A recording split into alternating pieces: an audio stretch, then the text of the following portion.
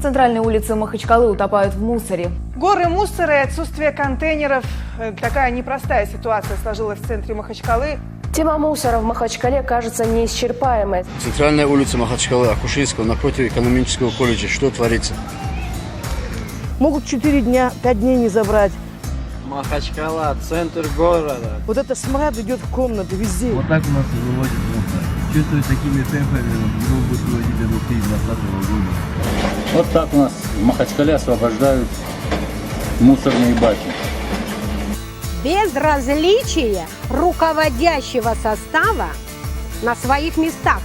Один Аллах знает, что творится с этой Махачкалой. Но нас очень сильно не устраивает, что здесь мусор.